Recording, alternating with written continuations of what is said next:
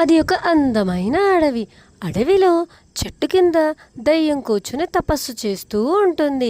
దయ్యం చేస్తున్న తపస్సుని ఎలాగైనా చెడగొట్టాలని చెప్పేసి నక్క ఇంకా గొర్రెపిల్ల వచ్చి మాట్లాడుతుంటాయి.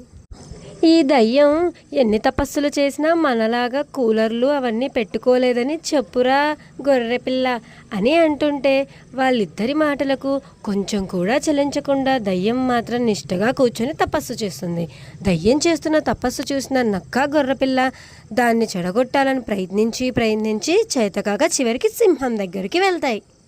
సింహం చక్కగా హాయిగా ఎండాకాలం అవ్వడం వల్ల హాయిగా కూలర్ పెట్టుకొని ఉంటుంది. దాంతో అక్కడికి నక్క వస్తుంది. నక్క వచ్చి ఆ దయ్యం ఉంది కదా, దయ్యం అది చెట్టు కింద కూర్చొని మరీ తపస్సు చేస్తుంది కూలర్ కోసం. దానికి కూలర్ లేదని మనం ఎగతాళి చేశాం కదా అని సింహంతో చెప్తే దానికి సింహం అది ఎప్పుడు కూలర్ కొనాలే అని చెప్పి గట్టిగా నవ్వుకుంటుంది. ఆ మాట విన్నాక నక్క కూడా ఇదే నిజం, అదెప్పుడు కూలర్ కొనాలని ఇద్దరూ నవ్వుకుంటారు. అలా దయ్యం చేస్తున్న తపస్సును మెచ్చి ఒక ఋషి ప్రత్యక్షమవుతాడు. నీకు ఏం వరం కావాలో కోరుకో అని చెప్తాడు. అప్పుడు దయ్యం నాకు ఒక కూలర్ కావాలి, నేను ఈ ఎండలో అస్సలు నిద్రపోలేకపోతున్నాను మహర్షి అని అంటే ఆ మహర్షి సరే నీకు కావాల్సిన కూలర్ నువ్వు మీ ఇంటికి వెళ్ళేసరికి నీ ఇంటి ముందు ఉంటుంది అని చెప్పి దానికి వరం ఇచ్చి పంపిస్తాడు. అప్పుడు దయ్యం నడుచుకుంటూ అడవిలో ఇంటికి సంతోషంగా వెళ్తుంటుంది. అలా నడుచుకుంటూ అది ఇంటికి చేరుకుంటుంది. ఇంటికి చేరుకోగానే కళ్ళ ముందు కూలర్ కనిపించడంతో దయ్యం ఎగిరి గంతేస్తుంది ఆనందంతో. దాంతో దయ్యం చక్కగా ఎంతో సంతోషిస్తూ ఆనందంగా ఆ కూలర్ వేసుకొని నిద్రపోతూ ఉంటుంది హాయిగా. అలా దయ్యం అర్ధరాత్రి హాయిగా నిద్రపోతూ ఉండగా అటువైపు ఏవో చప్పుళ్ళు వినిపిస్తాయి. ఎవరా అని అనుకుంటూ ఉండగా ఆ గుంటనక్క వచ్చుంటుంది దయ్యం దగ్గరికి. దయ్యం దగ్గర ఉన్న కుండ కూలర్ చూసి ఆ గుంటనక్క ఆశ్చర్యపోతుంది.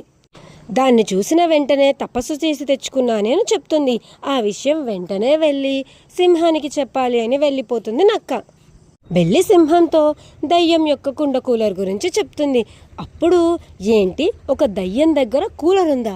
ఈ అడవికి నేనే రాజుని, నా దగ్గరే కూలర్ ఉండాలి, దాని దగ్గర కూలర్ ఉండడానికి వీల్లేదు, నువ్వేం చేస్తావో తెలియదు, ఈరోజు రాత్రికి వెళ్ళి ఆ కూలర్ని చెడగొట్టు అని నక్కని పంపిస్తుంది. నక్క వెళ్ళి ఆ కుండ కూలర్ యొక్క వైర్లు అన్నీ దయ్యం నిద్రపోతుండగా తెంపి పాడేస్తుంది. ఉదయాన్నే లేచి చూసుకొని దయ్యం ఎంతో బాధపడి మళ్ళీ మరుసటి రోజు అడవికి తపస్సు చేయడానికి వెళ్తుంది. అలా చెట్టు కింద కూర్చొని మళ్ళీ ఒక కఠోర తపస్సుని ఆ దయ్యం చేస్తుంది. చేస్తే మళ్ళీ ఋషి ప్రత్యక్షమవుతాడు. మీరిచ్చిన కుండ కూలర్ని ఆ గుంట నక్క ఇంకా ఆ సింహం కపట నాటకం చేసి దాన్ని పోగొట్టేశాయి. నా దగ్గర ఇప్పుడు కూలర్ లేదు మహర్షి అని అడిగితే ఈసారి మహర్షి చాలా బాగా ఆలోచించి నీకు మాయా కుండ కూలర్లను ఇస్తాను, వాటిని వెళ్ళి పెట్టుకో, వాటిని ఎవ్వరూ ధ్వంసం చేయలేరు, ఎవ్వరూ తీసుకోలేరు, ఆ మాయా కుండ కూలర్లు నీ మాట మాత్రమే వింటాయి అని చెప్పి ఆ దయ్యానికి వరమిస్తాడు. దాంతో దయ్యం సంతోషించి హ్యాపీగా ఇంటికి వెళ్తుంది. ఇంటికి వెళ్ళి ఆ మాయా కుండ కూలర్లను పెట్టుకొని చల్లగా ఎండాకాలంలో నిద్రపోతుంటుంది.